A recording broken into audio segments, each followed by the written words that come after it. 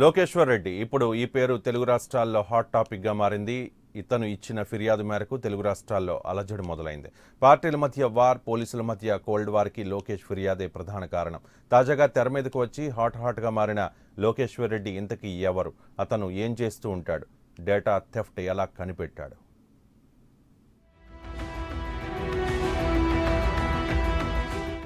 లోకేశ్వర్ రెడ్డి ఈ పేరు ఇప్పుడు తెలుగు రాష్ట్రాల్లో హాట్ టాపిక్ గా మారింది. ఇతని గురించి తెలుసుకునేందుకు తెలుగు రాష్ట్రాల్లోని ప్రజలు తెగ సెర్చ్ చేస్తున్నారు.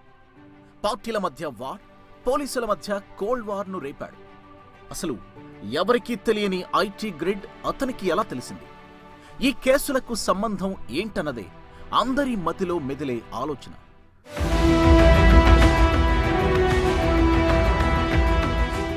కడప జిల్లాకు చెందిన లోకేశ్వర్ రెడ్డి వృత్తిరీత్యా సాఫ్ట్వేర్ ఇంజనీర్. ఉద్యోగరీత్యా అమెరికా, లండన్లలో పనిచేసిన ఇతను అనంతరం బెంగళూరులో ఓ సాఫ్ట్వేర్ కంపెనీలో పనిచేశాడు. అక్కడి నుండి హైదరాబాద్లోని కుకట్పల్లి ప్రాంతంలో స్థిరపడ్డాడు. ఎన్నికలు, ఓటర్ల నమోదు, వివరాల వ్యవహారంతో ఓ ఏజెన్సీ ఏర్పాటు చేసి బెంగళూరులో మంచి పేరు తెచ్చుకున్నాడు.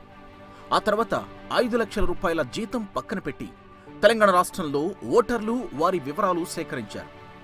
తెలంగాణ రాష్ట్రంలో బోగస్ ఓటర్లు ఎంతమంది ఉన్నారు, అసలు ఓటర్లు ఎంతమంది అన్న విషయంపై ఓ సర్వే జరిపించి ఓ నివేదికను సిద్ధం చేశాడు.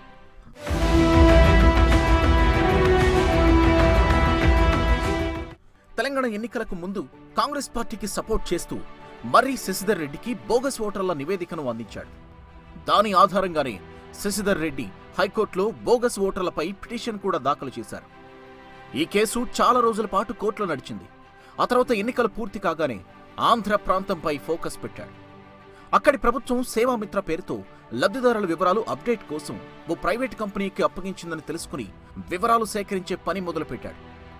పూర్తి వివరాలు, ఆధారాలు సేకరించిన తర్వాత విషయం వైసీపీకి తెలియజేసి సైబరాబాద్ పోలీసులకు ఫిర్యాదు చేశాడు. అయితే తెలంగాణ, ఆంధ్ర ప్రాంతాలకు సంబంధించిన బోగస్ ఓటర్లు, ఓట్ల గల్లంతు వ్యవహారానికి సంబంధించి గత సంవత్సర కాలంగా లోకేష్ రెడ్డి ఇన్వెస్టిగేషన్ మొదలుపెట్టాడు. అందులో భాగంగానే తెలంగాణ విషయంపై మర్రి శశిధర్ రెడ్డికి చెప్పినట్లుగానే ఆంధ్ర ప్రాంతంలో ఓటర్ల డేటా థెఫ్ట్ వ్యవహారం కూడా వైఎస్ఆర్సీపీకి ఉప్పందించాడు. ఆ తర్వాత సైబరాబాద్ పోలీసులకు ఫిర్యాదు చేయడంతో కథ మొదలైంది. 2 రోజుల పాటు పోలీసులు ఐటీ గ్రిడ్ కంపెనీలో సోదాలు చేసి అందులో అవకతవకలు ఉన్నట్లు గుర్తించారు.